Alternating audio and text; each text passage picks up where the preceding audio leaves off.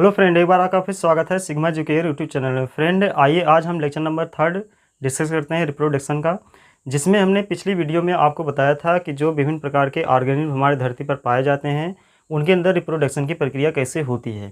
उसके बाद हमने बताया था कि आखिर जितने भी ऑर्गेनिज्म हैं वो क्यों रिप्रोड्यूस करते हैं, उनको जनन की आवश्यकता क्यों होती है, क्योंकि जितने भी ऑर्गेनिज्म हमारे धरती पर पाए जाते हैं वो अपनी जातियों को कंटिन्यू बनाए रखने के लिए एक प्रक्रिया शो करते हैं जिसे क्या बोला जाता है, रिप्रोडक्शन अथवा जनन। मतलब पृथ्वी पर अपने जात के अस्तित्व को बनाए रखने के लिए जो प्रक्रिया ऑर्गेनिज्म के द्वारा शो की जाती है उसे क्या बोला जाता है, रिप्रोडक्शन अथवा जनन के नाम से जाना जाता है। और फिर उसके बाद हमने रिप्रोडक्शन को क्लासीफाई किया था दो कैटेगरी में। एक बोला जाता है एसेक्सुअल रिप्रोडक्शन अथवा उसको बोलते हैं अलैंगिक जनन, और दूसरा जो कैटेगरी था उसे बोलते हैं सेक्सुअल रिप्रोडक्शन, जिसे किस नाम से जाना जाता है, लैंगिक जनन के नाम से जाना जाता है। तो पिछली वीडियो में हमने अलैंगिक जनन के विषय में चर्चा किया था और अलैंगिक जनन कितने प्रकार का होता है और किन किन ऑर्गेनिज्म में कैसे अलैंगिक जनन की प्रक्रिया शो होती है उसके विषय में हमने आपको बताया था। अलैंगिक जनन का जो प्रकार है वो कई प्रकार का है, और लास्ट वीडियो में हमने डिस्कशन किया था फिशन के बारे में, जिसे खंडन के नाम से जाना जाता है, क्योंकि फिशन जो है वो कई प्रकार का होता है। फिशन को हमने बाइनरी फिशन में और उसके साथ साथ मल्टीपल फिशन में और उसके साथ साथ लॉन्गिट्यूडिनल, ठीक है, फिशन में क्या किया था, क्लासीफाई किया था। फिर उसके बाद हमने किसके बारे में डिस्कशन किया था, अलैंगिक प्रकार के विषय में, क्योंकि जो फिशन है, बाइनरी फिशन है, वो आगे चलकर कई हिस्सों में डिवाइड हुआ था, जिसमें से पहला प्रकार था सिंपल अथवा इरेगुलर बाइनरी फिशन। उसके बाद दूसरा प्रकार हमने डिस्कस किया था जिसे बोला जाता था लॉन्गिट्यूडिनल बाइनरी फिशन, और तीसरा जो प्रकार हमने डिस्कस किया था उसे बोलते हैं ट्रांसवर्स बाइनरी फिशन, और लास्ट में जो चौथा प्रकार था फिर बाइनरी फिशन का उसे बोला जाता है, ठीक है, ऑब्लिक बाइनरी फिशन के नाम से जाना जाता है। फिर उसके बाद हमने फिशन का दूसरा प्रकार डिस्कस किया था जिसे बोला जाता था मल्टीपल फिशन अथवा बहुखंडन के नाम से जाना जाता है। और तीसरा जो प्रकार हमने फिशन का आपको बताया था उसे बोलते हैं प्लाज्मोटोमी, और उसके बाद चौथा प्लाज्मोटोमी किसके अंदर पाया जाता है ये भी हमने आपको बताया था। आज हम एसेक्सुअल रिप्रोडक्शन के और भी प्रकार के विषय में चर्चा करेंगे और डिस्कस करेंगे कि धरती पर जितने भी ऑर्गेनिज्म हैं उनके अंदर जो रिप्रोडक्शन की प्रक्रिया होती है, एसेक्सुअली जो रिप्रोड्यूस करते हैं उनमें किस तरह से होता है।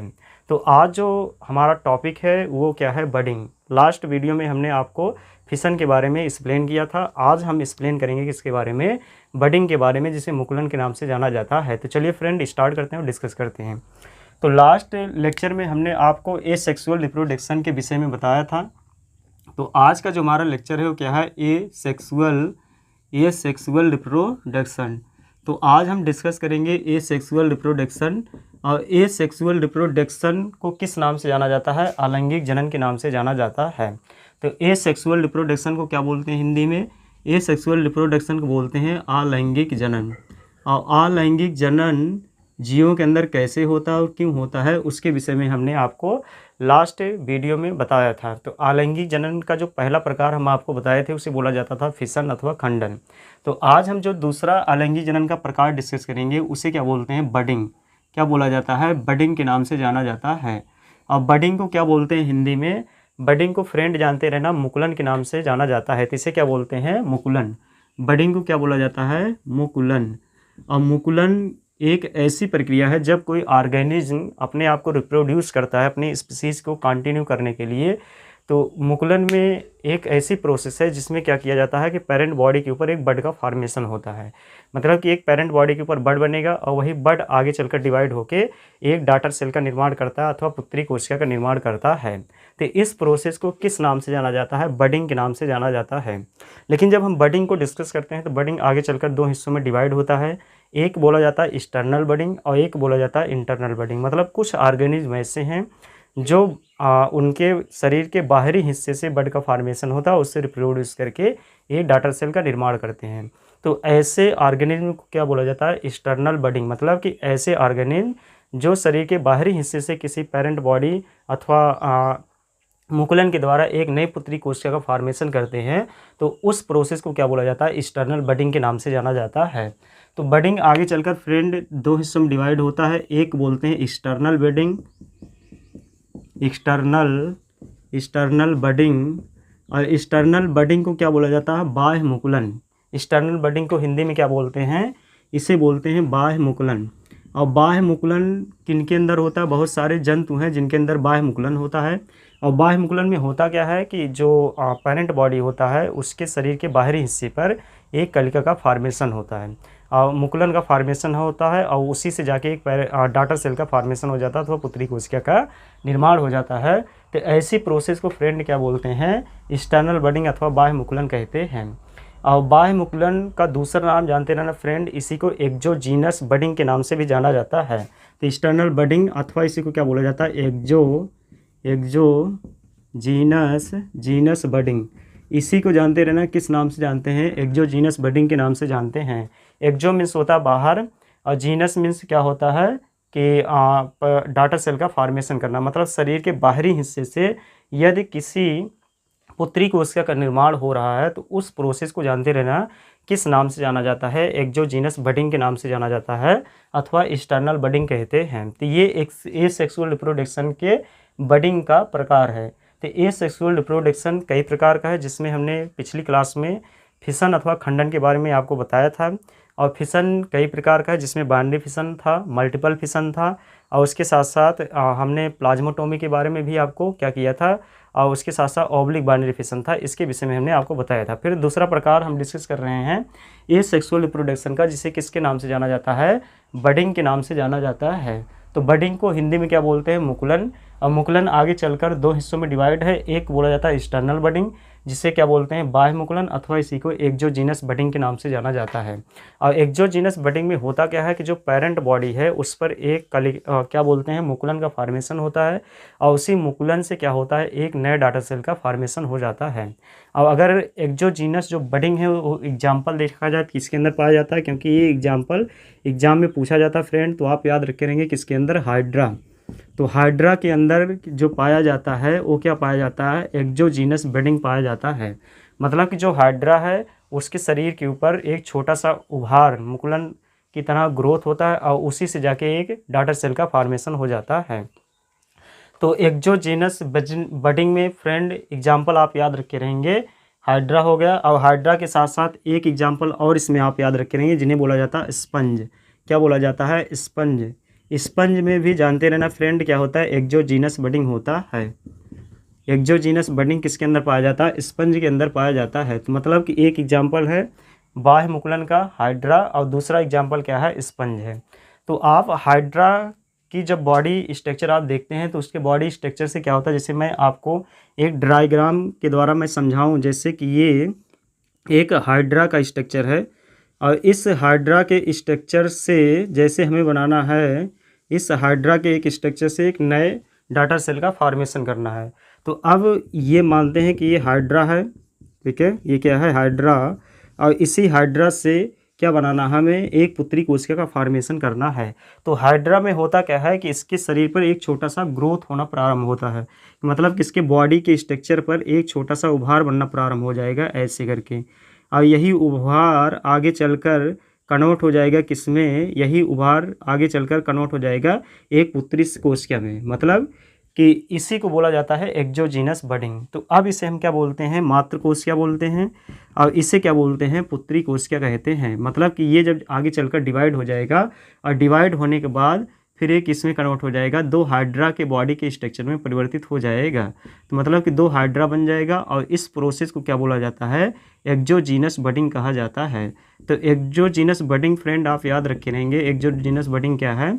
ये भी 2n केस में रहेगा, और ये भी 2n, क्योंकि यहाँ पे क्रोमोसोम अथवा गुणसूत्र का बंटवारा नहीं हो रहा, तो ये भी 2n में रहेगा, ठीक है। तो आप याद रखे रहेंगे फ्रेंड, एक्सोजीनस अथवा बाह्य मुकुलन क्या है? बाह्य मुकुलन वह प्रक्रिया है जिसमें कोई पेरेंट बॉडी के शरीर के ऊपर क्या होता है? एक छोटा सा उभार होता है, और उसी उभार से जाकर दो पुत्री कोशिकाओं का फॉर्मेशन हो जाता है। तो इस प्रोसेस को क्या बोला जाता है? एक्सोजीनस बडिंग के नाम से जाना जाता है। तो एक्सोजीनस बडिंग आप याद रखे रहेंगे, एग्जाम्पल किसके अंदर होता है? हाइड्रा के अंदर, और दूसरा एग्जाम्पल आप याद रखे रहेंगे स्पंज के अंदर। तो ये था किसका? बडिंग का प्रकार, जिसे बोला जाता है एक्सटर्नल बडिंग अथवा एक्सोजीनस बडिंग।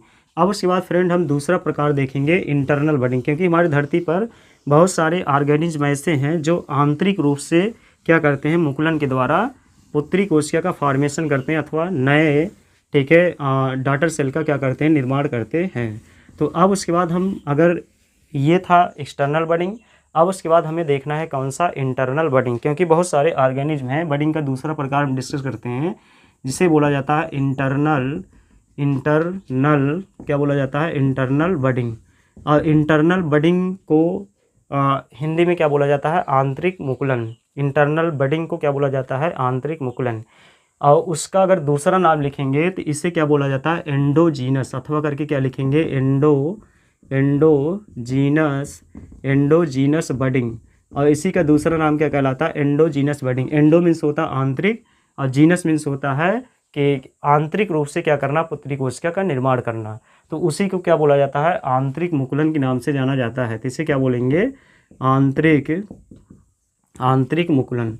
तो इसे क्या बोला जाता है, आंतरिक मुकुलन कहा जाता है। तो आंतरिक मुकुलन वह प्रक्रिया है जिसमें कोई ऑर्गेनिज्म जब रिप्रोड्यूस करता है तो उसके शरीर के इंटरनल बॉडी से क्या होता है, डॉटर सेल का फॉर्मेशन होता है। तो उस प्रोसेस को किस नाम से जाना जाता है फ्रेंड, आंतरिक मुकुलन के नाम से जाना जाता है। और जो आंतरिक मुकुलन का सबसे बेस्ट एग्जाम्पल है वो क्या है, स्पंज। ठीक है, तो स्पंज में जानते रहना दो प्रकार का बडिंग शो होता है, एक बोलते हैं एक्सटर्नल बडिंग और एक बोलते हैं इंटरनल बडिंग। तो इसका एग्जाम्पल क्या हो जाएगा, स्पंज। ठीक है, तो इसका एग्जाम्पल क्या है, स्पंज।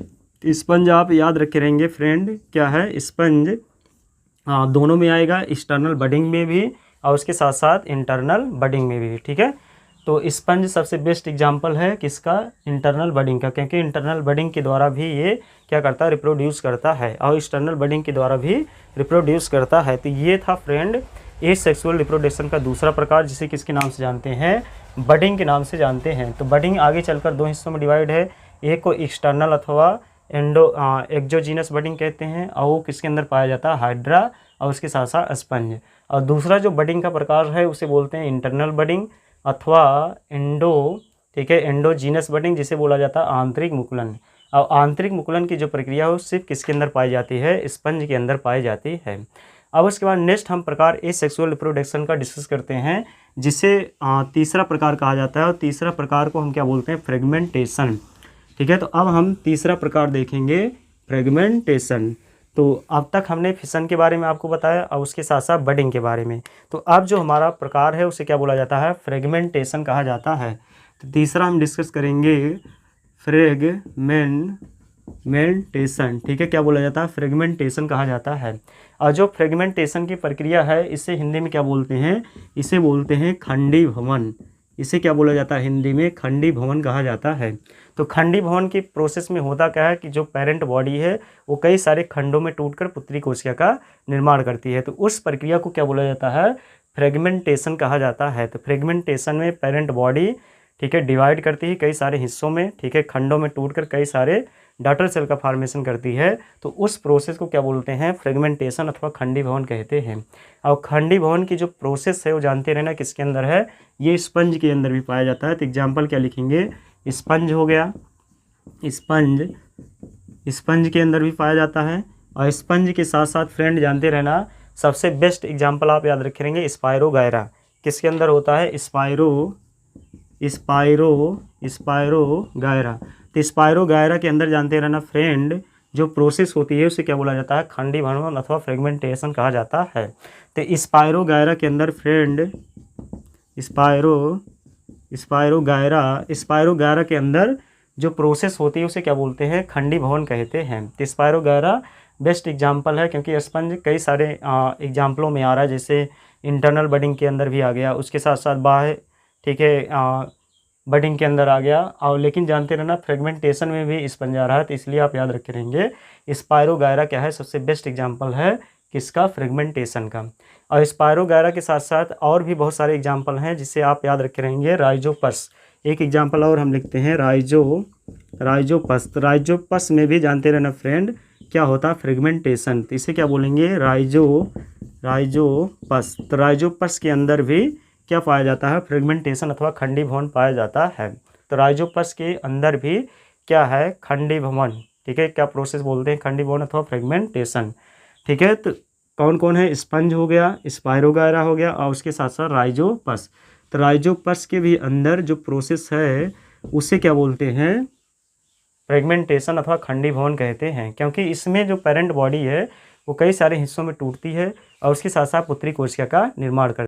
अगर एक एग्जाम्पल और लिखें, इकाइनोडर्म्स, क्या लिखेंगे, इकाइनोडर्म्स। इकाइनोडर्म्स के अंदर भी जानते रहना फ्रेंड क्या पाया जाता है, फ्रेगमेंटेशन पाया जाता है। इकाइनोडर्म्स जानते रहना फ्रेंड क्या है, ये फाइलम है। तो फाइलम इकाइनोडर्म्स के जो मेंबर हैं, जैसे स्टारफिश हो गया, उसके अंदर भी जानते रहना खंडीभवन अथवा फ्रेगमेंटेशन की प्रोसेस होती है। तो ये जानते रहना एसेक्सुअल रिप्रोडक्शन का कौन सा प्रकार है, तीसरा। तो एसेक्सुअल रिप्रोडक्शन में कौन कौन है, फिशन है, उसके बाद बडिंग है, फिर हमने देखा तीसरा प्रकार जिसे बोला जाता है फ्रेगमेंटेशन। अब उसके बाद हम देखेंगे चौथा जो प्रकार जिसे बोला जाता है रीजनरेशन। आइए अब उसके बाद हम चौथा प्रकार डिस्कस करते हैं जिसे रीजनरेशन के नाम से जाना जाता है। और रीजनरेशन की प्रोसेस जो है वो किसके अंदर पाई जाती है, प्लेन एरिया के अंदर पाई जाती है। हाई रेट ऑफ रीजनरेशन की जो प्रोसेस है वो जानते रहना फ्रेंड किसके अंदर है, प्लेन एरिया। तो अगला अब हम प्रकार डिस्कस करते हैं चौथा, जिसे क्या बोला जाता है, रीजनरेशन। और रीजनरेशन की जो प्रोसेस है फ्रेंड, इसे क्या बोलते हैं, पुनरुद्ध भवन के नाम से जानते हैं। इसे क्या बोला जाता है, पुनरुद्ध भवन। इसे हिंदी में क्या बोला जाता है, पुनरुद्ध भवन कहा जाता है रीजनरेशन को। और रीजनरेशन की जो प्रोसेस है वो जानते हैं किसके अंदर होता है, प्लेन एरिया के अंदर होता है। तो इसका सबसे बेस्ट एग्जाम्पल है रीजनरेशन का, तो आप लिखेंगे किसके अंदर, प्लेन एरिया। तो प्लेन एरिया के अंदर फ्रेंड आप याद रखे रहेंगे क्या होगा, पुनरुद्ध भवन होता है। और पुनरुद्ध भवन प्रोसेस के द्वारा ही प्लेन एरिया की जो पेरेंट बॉडी हो कई सारे डॉटर सेल का क्या करता है, फॉर्मेशन करता है अथवा पुत्री कोशिका का निर्माण करता है। तो इसका एग्जाम्पल क्या हो जाएगा, प्लेन एरिया।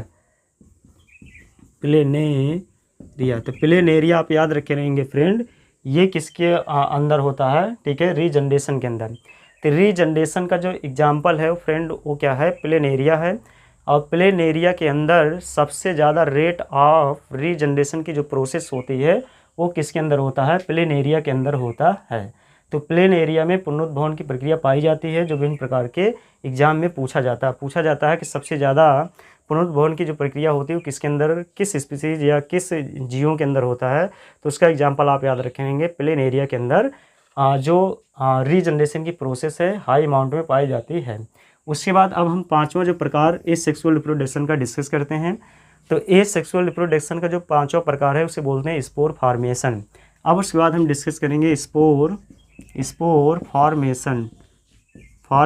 स्पोर फॉर्मेशन को ही स्पोरुलेशन के नाम से भी जाना जाता है और इसी को हिंदी में क्या बोलते हैं, बीजाणु जनन कहते हैं। तो हिंदी में इसे क्या बोला जाता है, बीजाणु जनन। हिंदी में इसे क्या बोला जाता है, बीजाणु जनन कहा जाता है। और बीजाणु जनन में क्या होता है कि जो पेरेंट बॉडी है वो कई सारे बीजों का फॉर्मेशन करती है और उसी बीजों के द्वारा क्या होता है, ग्रो करके एक नए ऑर्गेनिज्म क्या होता है, फॉर्मेशन होता है। और जो स्पोर फॉर्मेशन है ये आगे चलकर कई प्रकार में डिवाइड होता है, मतलब कई स्टेप में डिवाइड होता है। बहुत सारे ऑर्गेनिज्म हैं जो विभिन्न प्रकार के प्रोसेस के द्वारा स्पोर फॉर्मेशन करते हैं। तो जैसे जिसमें हम बहुत प्रकार देखेंगे, जिसमें पहला जू स्पोर देखेंगे, उसके बाद कोनेडियो स्पोर देखेंगे, फिर उसके बाद क्लेमाइडियो स्पोर देखेंगे और उसके बाद स्पोरेंजियो स्पोर, ठीक है। तो ये प्रोसेस जानते रहना किसका है, स्पोर फॉर्मेशन का। तो पहला स्पोर फॉर्मेशन का अगर प्रोसेस देखा जाए फ्रेंड, तो पहला स्पोर फॉर्मेशन का जो है उसे बोला जाता है जू स्पोर। तो पहला हम इसमें क्या देखेंगे, जू स्पोर। कुछ ऑर्गेनिज्म ऐसे हैं जो जू स्पोर के द्वारा क्या करते हैं, डॉटर सेल अथवा पुत्री कोशिका का निर्माण करते हैं। अब अगर इसका एग्जाम्पल देखा जाए तो एल्गी, क्या याद रखे रहेंगे, जू स्पोर का एग्जाम्पल फ्रेंड, क्योंकि एग्जाम्पल ही फ्रेंड पूछा जाता है एग्जाम में, तो इसका एग्जाम्पल आप याद रखे रहेंगे एल्गी के अंदर। और एल्गी में जानते रहना कौन सा एल्गी, जिसे बोला जाता है क्लेमाइडोमोनास, ठीक है। किसके अंदर पाया जाता है, क्लेमाइडोमोनास के अंदर पाया जाता है।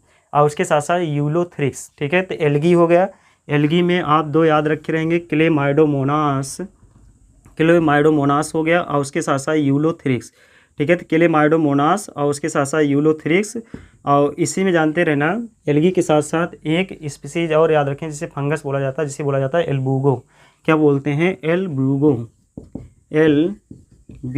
तो एल्ब्यूगो के अंदर भी फ्रेंड आप याद रखे रहेंगे जो प्रोसेस होता है कौन सा होता है, जू स्पोर के द्वारा पेरेंट बॉडी का क्या होता है, फॉर्मेशन होता है। तो एल्ब्यूगो हो गया, ठीक है, एल्ब्यूगो हो गया और उसके साथ साथ एल्गी हो गया। तो इसके अंदर जो प्रोसेस है वो उस प्रोसेस को क्या बोला जाता है, जू स्पोर के नाम से जाना जाता है। तो जू स्पोर के द्वारा, ठीक है, जो जनन करने वाले स्पीसीज हैं वो कौन कौन है, एल्गी है। और उसके साथ साथ अब एल्गी में 2 स्पीसीज है, मैंने आपको बताया, एक है क्लेमाइडोमोनास और उसके साथ साथ क्या है, यूलोथ्रिक्स। और जो दूसरा फंगस है जिसे क्या बोला जाता है, एल ब्यूगो कहा जाता है। तो एल ब्यूगो में जैसे एगारिकस हो गया, ठीक है, और भी स्पीसीज आती हैं, तो सब जानते रहना किसके द्वारा जनन करते हैं, जू स्पोर के द्वारा जनन करके एक डाटा सेल का क्या करते हैं, फॉर्मेशन करते हैं। उसके बाद दूसरा हम स्पोर फॉर्मेशन में देखेंगे कोनेडिया, ठीक है, कोनेडियो स्पोर जिसे बोला जाता है, जिसे किसके नाम से जाना जाता है, कोनेडियो स्पोर के नाम से जाना जाता है। तो दूसरा जो प्रकार है कोनेडिया, ठीक है, तो दूसरा जो प्रकार इसमें आता है स्पोर फॉर्मेशन में, उसे क्या बोला जाता है, कोनेडिया के नाम से जाना जाता है। तो कोनेडिया, ठीक है, ये भी जानते रहना एक प्रोसेस है किसका, स्पोर फॉर्मेशन के द्वारा, जिसमें कोनेडिया का फॉर्मेशन होता है और उसी कोनेडिया के द्वारा क्या बनता है, पेरेंट बॉडी का डाटर सेल का फॉर्मेशन होता है, ठीक है। और इसका जो एग्जाम्पल है वो फ्रेंड आप याद रखेंगे, पेनिसिलियम, ठीक है, इसका एग्जाम्पल क्या है, पेनिसिलियम। तो पेनिसिलियम जानते रहना, ठीक है, सबसे बेस्ट एग्जाम्पल है जिसमें कोनेडिया के द्वारा क्या होता है, जनन होता है। तो पेनिसिलियम, ठीक है, एग्जाम्पल है, किसका एग्जाम्पल है, ये एग्जाम्पल है स्पोर फॉर्मेशन का। तो जो स्पोर में कौन कौन है, एल्गी है, उसके साथ साथ एल्बुगो है, और कोनेडियो स्पोर किसके अंदर होता है, पेनिसिलियम के अंदर होता है। तो पेनिसिलियम फ्रेंड, इसका एग्जाम्पल आप याद रखेंगे, पेनिसिलियम के अंदर कौन सा प्रोसेस होता है जनन का, जिसे बोलते हैं कोनेडियो स्पोर कहा जाता है अथवा कोनेडिया कहा जाता है। जो तीसरा स्पोर फॉर्मेशन में आता है, तीसरा स्पोर फॉर्मेशन में है क्लेमाइडो, ठीक है, स्पोर क्या बोला जाता है, क्लेमाइडो स्पोर। उसके बाद जो नेक्स्ट प्रोसेस है उसे क्या बोला जाता है, क्लेमाइडो स्पोर कहा जाता है। और जो क्लेमाइडो स्पोर है फ्रेंड, ये जानते रहना राइजोपस के अंदर और उसके साथ साथ एगारिकस के अंदर पाया जाता है। तो इसमें एग्जाम्पल क्या लिखेंगे, इसका एग्जाम्पल लिखेंगे राइजोपस हो गया, उसके साथ साथ एगारिकस, तो एगारिकस और उसके साथ साथ राइजोपस। इसका एग्जाम्पल किसका है, क्लेमाइडो स्पोर का, ठीक है। तो क्लेमाइडो स्पोर के द्वारा किसके अंदर जनन होता है, राइजोपस एक फंगस है, ठीक है, और उसके साथ साथ एगारिकस भी किस में आता है, फंजाई में ही आता है, ठीक है, क्योंकि ये मशरूम का एक प्रजाति है जो भोजन के रूप में इस्तेमाल किया जाता है, तो जिसे हम क्या बोलते हैं, फंगस कहते हैं। तो राइजोपस और एगारिकस के अंदर जानते हैं फ्रेंड कौन सी प्रोसेस होती है, ये प्रोसेस होता है क्लेमाइडो स्पोर के द्वारा, ठीक।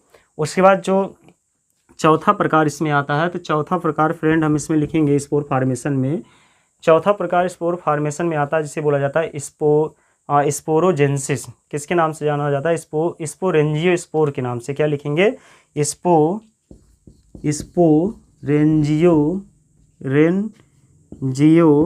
स्पोर, ठीक है, क्या बोलेंगे, स्पोरेंजियो स्पोर। तो अगला जो जनन का प्रकार है, ठीक है, स्पोर फॉर्मेशन का, उसे बोलते हैं स्पोरेंजियो स्पोर। और जो स्पोरेंजियो स्पोर है वो किसके अंदर है, राइजोपस एंड किसके अंदर पाया जाता है, म्यूकर। तो इसका एग्जांपल जानते रहना फ्रेंड, क्या है, राइजोपस है एंड उसके साथ साथ क्या है, म्यूकर। तो राइजोपस हो गया और उसके साथ साथ म्यूकर के अंदर जो प्रोसेस पाया जाता है उसे बोलते हैं स्पोरेंजियो स्पोर कहा जाता है। तो ये था स्पोर फॉर्मेशन का एग्जाम्पल। तो ये सेक्सुअल रिप्रोडक्शन जो है वो कई प्रकार से होता है, जिसमें पहला प्रकार फिशन था, दूसरा प्रकार बडिंग था, तीसरा प्रकार जिसे बोला जाता है फ्रेगमेंटेशन, और चौथा प्रकार है रीजनरेशन, और पांचवा प्रकार हम डिस्कस कर रहे हैं जिसे बोला जाता है स्पोर फॉर्मेशन कहा जाता है। तो स्पोर फॉर्मेशन भी आगे चलकर कई प्रकार में डिवाइड है, जिससे पहला जू स्पोर बोलते हैं, और ये एगारिका और किसके अंदर, एल्गी के अंदर। एल्गी में कौन कौन एल्गी है, जिसमें हमने आपको बताया क्लेमाइडोमोनास होता है और उसके साथ साथ यूलोथ्रिक्स, और दूसरा जो फंगस है उसे बोलते हैं एल्बुगो, ठीक है, उसके अंदर भी क्या पाया जाता है, जू स्पोर के द्वारा जनन की प्रक्रिया शो होती है। और दूसरा फिर जू स्पोर का स्पोर फॉर्मेशन का हमने बताया आपको कोनेडियो स्पोर अथवा कोनेडिया के द्वारा, और एक इसके अंदर पाया जाता है पेनिसिलियम के अंदर। तीसरा जो प्रकार है उसे बोला जाता है क्लेमाइडो स्पोर, और क्लेमाइडो स्पोर किसके अंदर है, राइजोपस और उसके साथ साथ एगारिकस के अंदर।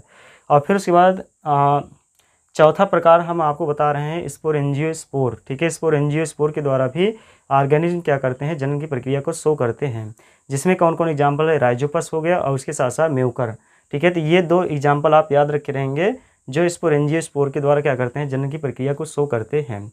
उसके बाद अब हम एसेक्सुअल रिप्रोडक्शन के नेक्स्ट प्रकार का डिस्कस करते हैं जिसे बोलते हैं जेम्यूल फॉर्मेशन, ठीक है। तो अब उसके बाद 6वां प्रकार हम डिस्कस करेंगे। 6वां प्रकार है जिसे बोला जाता है जेम्यूल फॉर्मेशन के नाम से जाना जाता है, क्योंकि धरती पर बहुत सारे ऐसे ऑर्गेनिज्म हैं जो जेम्यूल के द्वारा क्या करते हैं, नई पुत्री कोशिका का फॉर्मेशन करते हैं और अपने स्पीसीज को कंटिन्यू की धरती पर करते हैं।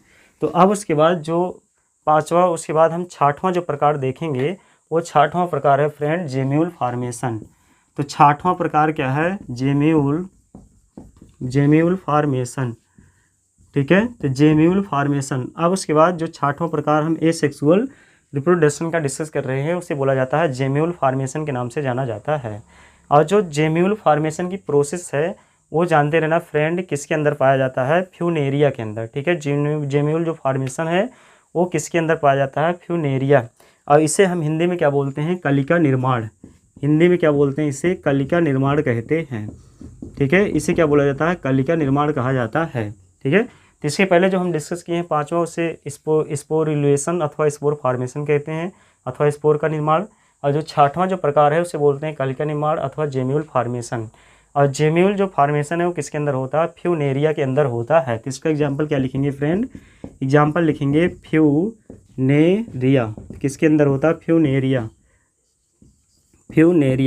तो फ्यूनेरिया जानते रहना फ्रेंड, इसका सबसे बेस्ट एग्जाम्पल है किसका, जेम्यूल फॉर्मेशन का। उसके बाद फिर एसेक्सुअल रिप्रोडक्शन का जो लास्ट प्रकार बचता है उसे बोलते हैं वेजिटेटिव रिप्रोडक्शन अथवा वेजिटेटिव प्रोपागेशन। क्योंकि अगर आप पिछली बहुत पुरानी बुक आप अगर बायो के देखते हैं तो उसमें जो जनन का प्रकार था वो 3 प्रकार का था। एक प्रकार था जिसे बोला जाता था एसेक्सुअल रिप्रोडक्शन, और दूसरा प्रकार था जिसे बोलते हैं सेक्सुअल रिप्रोडक्शन, और तीसरा प्रकार उसमें दिया गया था जिसे बोला जाता था वेजिटेटिव प्रोपागेशन अथवा वेजिटेटिव रिप्रोडक्शन। लेकिन जब नई एनसीईआरटी आए तो एनसीईआरटी ने क्या किया, वेजिटेटिव रिप्रोडक्शन को उठा के किस में रख दिया है, एसेक्सुअल रिप्रोडक्शन में। तो इसलिए वेजिटेटिव जो रिप्रोडक्शन है जिसे कायिक जनन अथवा वर्धी जनन के नाम से जाना जाता है उसे हम कहाँ पढ़ते हैं, एसेक्सुअल रिप्रोडक्शन में पढ़ते हैं। तो अगला प्रोसेस जो हम पढ़ेंगे वो अगला 7वां जो प्रकार है, 7वां प्रकार है वेजिटेटिव प्रोपागेशन अथवा वेजिटेटिव रिप्रोडक्शन। तो वेजिटेटिव रिप्रोडक्शन को हिंदी में फ्रेंड कहते हैं कायिक जनन। इसे कायिक जनन अथवा इसी को क्या बोला जाता है, वर्धी जनन के नाम से जाना जाता है। इसी को क्या बोलते हैं, वर्धी जनन कहते हैं। तो कायिक जनन अथवा वर्धी जनन, क्योंकि इस जनन में क्या होता है कि किसी कायिक पार्ट से, मतलब कि शरीर के किसी पेरेंट बॉडी से ही क्या बनता है, एक डॉटर सेल अथवा एक पुत्री कोशिका का फॉर्मेशन होता है।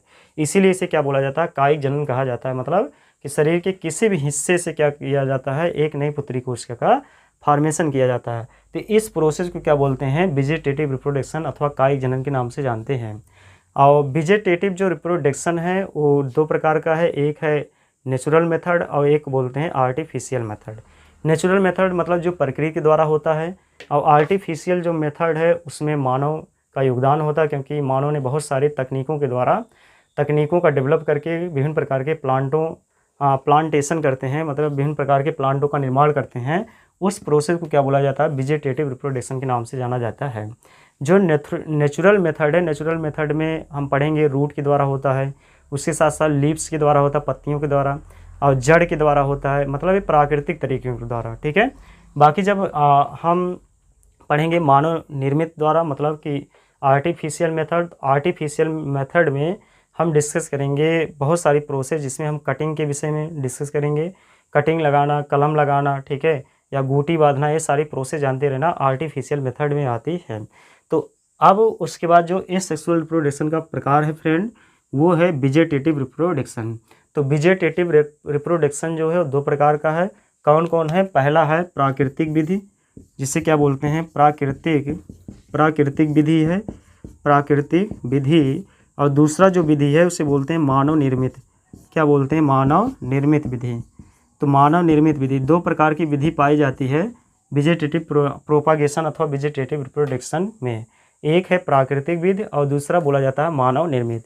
तो प्राकृतिक विधि को क्या बोलते हैं, नेचुरल मेथड कहते हैं। तो इसे क्या बोला जाता है, नेचुरल मेथड्स। तो नेचुरल मेथड्स फ्रेंड याद रख के रहना, उसे बोला जाता है प्राकृतिक विधि। और मानव निर्मित जो विधि होता है उसे बोलते हैं आर्टिफिशियल मेथड, क्योंकि इसमें मानव का योगदान होता है और मानव के द्वारा ही क्या किया जाता है, एक नए प्लांट को डेवलप किया जाता है। तो इस प्रोसेस को क्या बोलते हैं, आर्टिफिशियल मेथड्स। इसे क्या बोला जाता है, आर्टिफिशियल मेथड्स के नाम से जाना जाता है।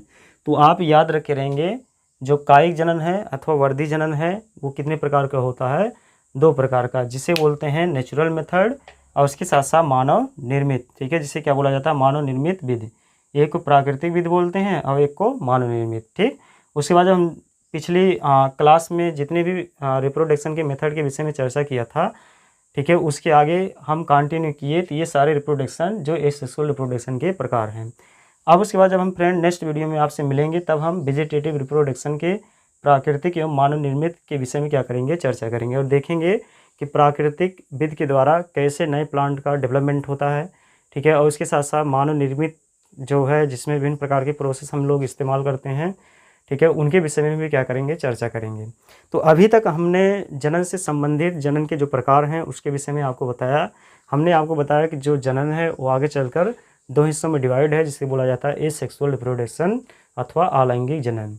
उसके बाद दूसरा हमने प्रकार आपको बताया था जिसे बोलते हैं सेक्सुअल रिप्रोडक्शन, जिसे बोला जाता है लैंगिक जनन। फिर उसके बाद हमने एसेक्सुअल के विभिन्न प्रकार हैं उसके विषय में आपको बताया, जिसमें पहला प्रकार हमने आपको बताया फिशन, जिसे खंडन के नाम से जाना जाता है। फिशन आगे चलकर कई सारे हिस्सों में डिवाइड है, जिसमें पहला प्रकार था बाइनरी फिशन। दूसरा प्रकार हमने आपको बताया कि मल्टीपल फिशन। ठीक है, उसके बाद फिर प्लाज्मोटोमी और उसके बाद फिर प्लाज्मोटोमी के बाद फिर हमने मल्टीपल फिशन या बाइनरी फिशन, इन सब चीज़ों के विषय में चर्चा किया।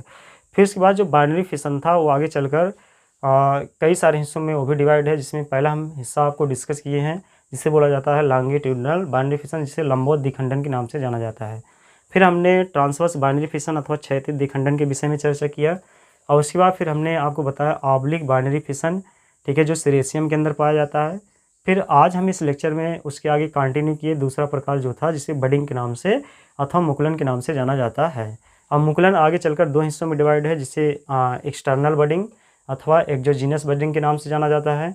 और एक्सटर्नल जो एक्सोजीनस बडिंग है वो किसके अंदर है, वो भी हमने आपको बताया हाइड्रा के अंदर, उसके साथ साथ स्पंज के अंदर। उसके बाद जो दूसरा प्रकार था बडिंग का, उसे बोलते हैं इंटरनल बडिंग अथवा आंतरिक, ठीक है, मुकुलन के नाम से जाना जाता है। और ये किसके अंदर पाया जाता है, स्पंज के अंदर पाया जाता है। और फिर उसके बाद एसेक्सुअल रिप्रोडक्शन का जो तीसरा प्रकार है उसके विषय में हमने चर्चा किया, जिसमें फ्रेगमेंटेशन आता है, जिसे खंडीभवन के नाम से जाना जाता है। और इसमें हमने आपको एग्जाम्पल बताया, स्पंज के अंदर है, स्पायरोगैरा के अंदर है और उसके साथ साथ राइजोपस के अंदर है। और किसके अंदर पाया जाता है, ठीक है, इकाइनोडर्म्स, मतलब इकाइनोडर्मेटा फाइलम जो इकाइनोडर्मेटा है उसमें बहुत सारी स्पीसीज हैं जिनमें फ्रेगमेंटेशन के द्वारा एक डाटा सेल का फॉर्मेशन होता है। उसके बाद जो चौथा प्रकार एसेक्सुअल रिप्रोडक्शन का है उसके विषय में हमने आपको बताया रीजनरेशन, जिसे पुनरुद्भवन के नाम से जाना जाता है। और पुनरुद्भवन की जो प्रोसेस है वो किसके अंदर होता है, प्लेन एरिया के अंदर पाया जाता है। फिर उसके बाद हमने 5वां प्रकार को डिस्कस किया, जिसे स्पोरुलेशन अथवा स्पोर फॉर्मेशन कहते हैं, बीजाणु जनन।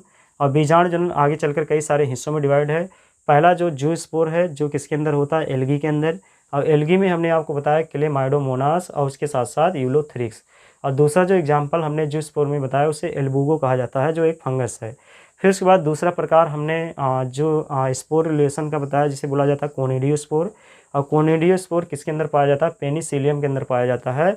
और ये क्वेश्चन एग्जाम में आया हुआ है, नीट एग्जाम में पूछा गया है कि किसके अंदर कोनिडियोस्पोर पाया जाता है, तो उसका एग्जाम्पल आप याद रखे रहेंगे, पेनिसिलियम के अंदर।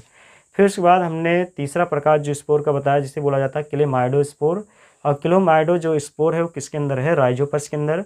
और उसके साथ साथ एगारिकस के अंदर, जो फंगस की एक स्पीसीज है जिसे भोजन के रूप में इस्तेमाल किया जाता है, मशरूम के रूप में। ठीक, फिर उसके बाद जिस स्पोर का अगला हमने प्रकार आपको डिस्कस किया, जिसे बोला जाता है स्पोरोजेनेसिस, ठीक है, जिसे स्पोरेंजियोस्पोर के नाम से जाना जाता है। और ये किसके अंदर पाया जाता है, राइजोपस के अंदर और म्यूकर के अंदर। इसके विषय में हमने आपको बताया। फिर उसके बाद जो सेक्सुअल रिप्रोडक्शन का नेक्स्ट प्रकार है उसे बोलते हैं जेम्यूल फार्मेशन, ठीक है। फिर हमने डिस्कस किया जेम्यूल फार्मेशन के विषय में। और जेम्यूल जो फार्मेशन है वो किसके अंदर होता है, फ्यूनेरिया के अंदर। इसका एग्जाम्पल हमने आपको डिस्कस किया। उसके बाद नेक्स्ट जो प्रकार है, नेक्स्ट प्रकार को बोलते हैं, ठीक है, वेजिटेटिव रिप्रोडक्शन। अब वेजिटेटिव रिप्रोडक्शन अथवा वेजिटेटिव प्रोपागेशन भी कहते हैं। इसे कायिक अथवा वर्धी जनन के नाम से जाना जाता है। और ये 2 विधियों के द्वारा होता है। एक बोलते हैं आर्टिफिशियल मेथड, ठीक है, जो मानव के द्वारा स्वयं इसमें इन्वॉल्वमेंट होते हैं। और दूसरा जो प्रोसेस है उसे बोलते हैं नेचुरल मेथड, जिसे क्या बोला जाता है, प्राकृतिक विधि कहा जाता है। अब उसके बाद जब फ्रेंड हम नेक्स्ट वीडियो में मिलेंगे तब वेजिटेटिव रिप्रोडक्शन की प्राकृतिक विधि और मानव निर्मित विधियों के बारे में चर्चा करेंगे।